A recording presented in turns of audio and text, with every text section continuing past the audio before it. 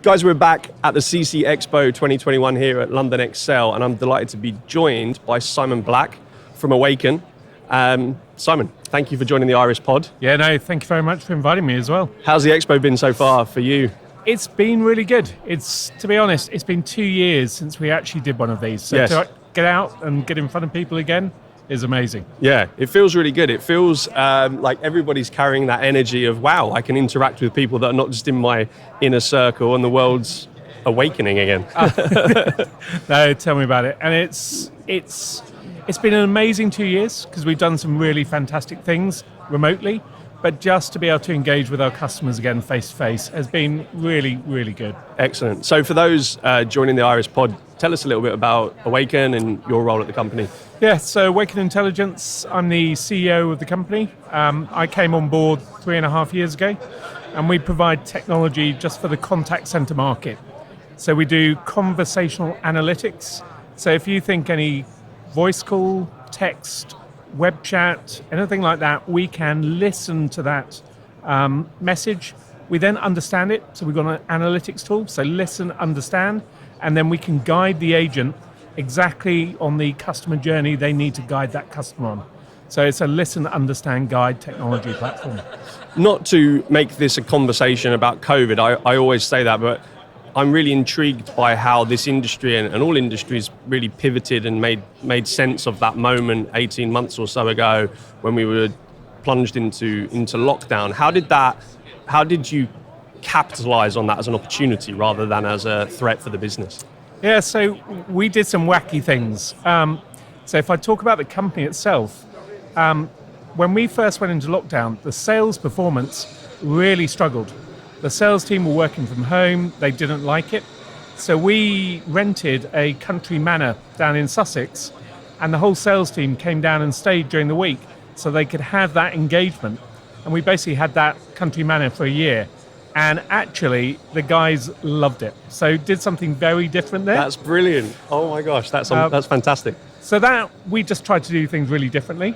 And then the second piece on a business side, we were very lucky. One of our partners, Sitel, a big BPO, brought us into the government's test and trace. So our technology powered the 30,000 agents exactly what they needed to say to the citizens when they were in that contact center for test and trace. So we've been doing some very, very cool things throughout.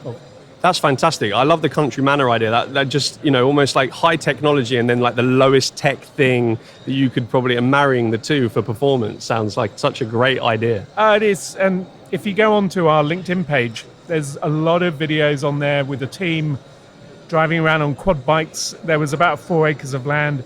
So just being really outdoors. And whereas some people really struggled and were locked in their houses in London, these guys were out and about, fresh air, and really accelerated our business. That's fantastic.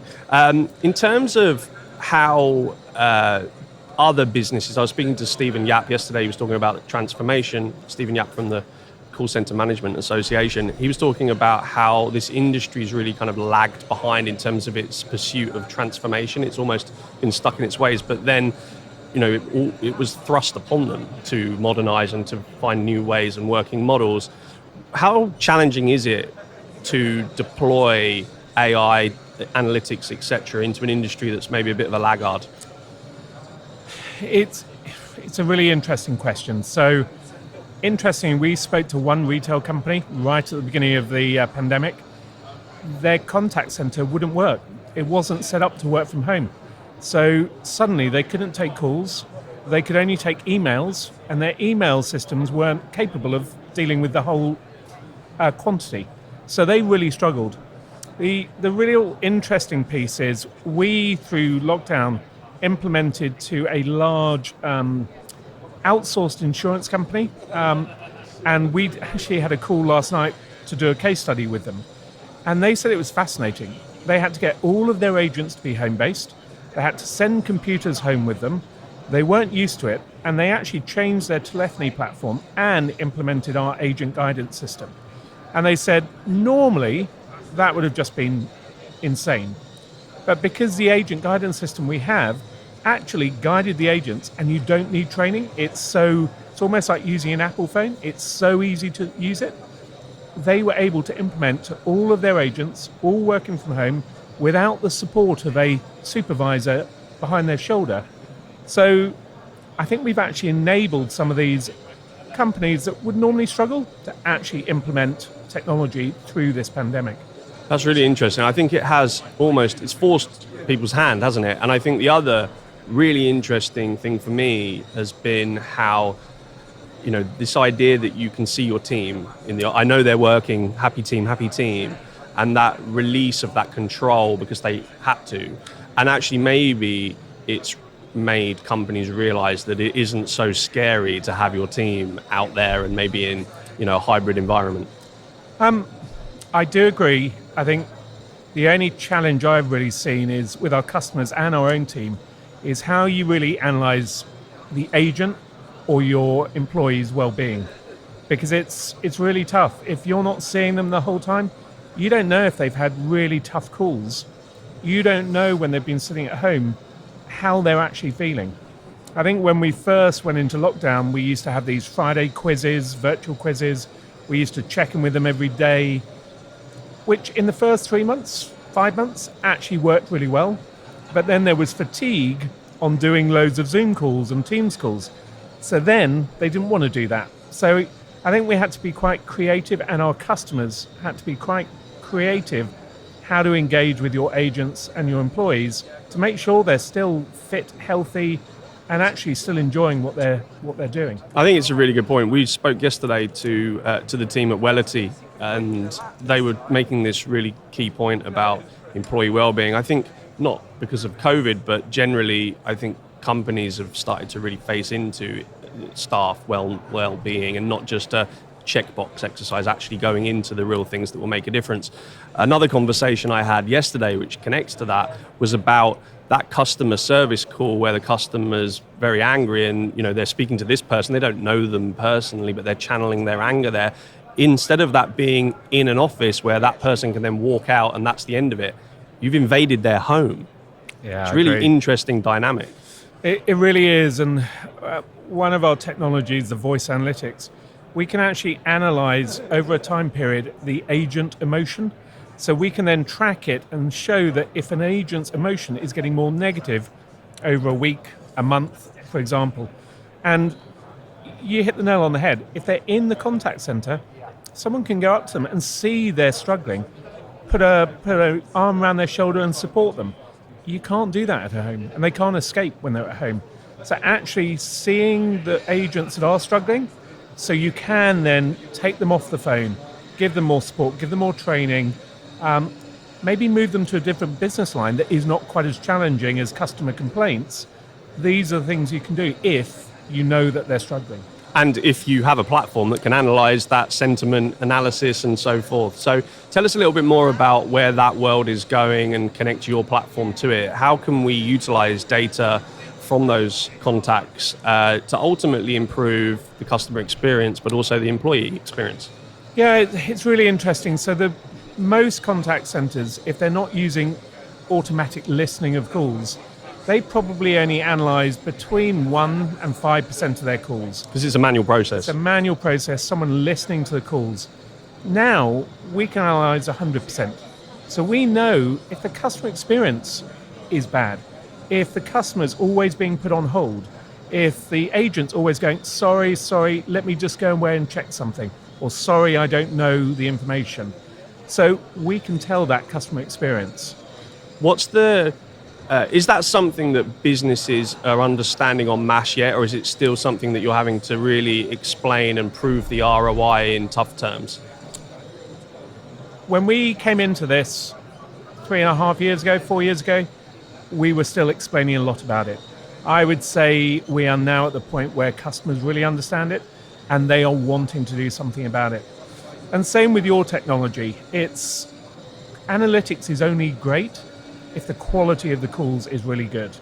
And actually, we're often being asked by a lot of our customers now, can you tell us which calls the quality of sound is not good enough, or where there's background noise, where there's a dog barking, where there's a screaming child, which then can also affect that customer experience.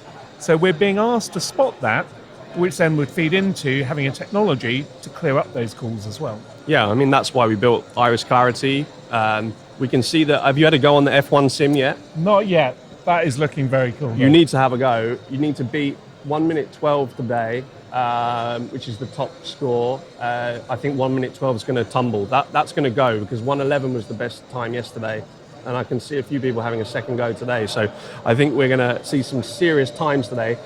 Born out of our partnership with the Red Bull Racing team in Formula One was this AI voice isolation technology, as we call it. And this exact thing, the problem we are solving is that noise, and bad data in equals bad analysis and poor insights out the back end of it. So solving that problem to improve the call itself, but also the data and the improvement of your operation over the longer term is absolutely what's key to what we're doing. Oh, huge. And you think about the UK, we've got pretty good quality calls sometimes. People in their home is not bad quality, but we work with contact centers globally. So if you think in India, they've got tens of thousands, hundreds of thousands of agents. When they all went home, we know one big BPO, they shipped 60,000 computers to home. And quite often these were in shared apartment blocks. The internet wasn't that great. The noise was really poor in those areas. So actually having technology to really clear up those calls can really help with that customer experience, which is key. What do you see as the other technologies in this ecosystem that are really going to solve problems for companies servicing this industry and ultimately customers at the end of those calls? Yeah, so the thing I've got to be careful about is just talking around voice. Where a lot of people want to go is digital first, because as a consumer, my needs are changing. I might want to do an email or web chat or do something online without having to call. So what we're seeing is companies do want to go digital first, but for complex interactions or high emotion interactions, I've crashed my car, I want to make a claim, I want to speak to someone to make sure they really understand what's happened. So there is a still need for voice, but where we're seeing technologies going is if we can analyze the voice in real time and we understand what's going on with the customer, and then we can prompt or deliver the next best action to the customer or to the agent and prompt them, that's where this technology is going. So using real-time voice and text to then prompt the agent through AI what to do next with that customer. Fantastic. I mean, this is the first time we've done, obviously, this conference or any conference as Iris, and the warmth of the reception and the general camaraderie around the room here has been fantastic to see, actually. Everybody trying to solve problems, and just, yeah, like you said at the top of this, the excitement of being back out in the world really kind of motivates. So thank you so much, Simon, for joining today. If people want to find you, we'll put a website up at the bottom here. How can they find Awaken? Yeah, so our website is www.awaken.io. Please come to the website, and we're a British software company, so give us a call and get in contact with us. Thanks, Simon, so much. Cheers. Cheers. Take care. Thank you.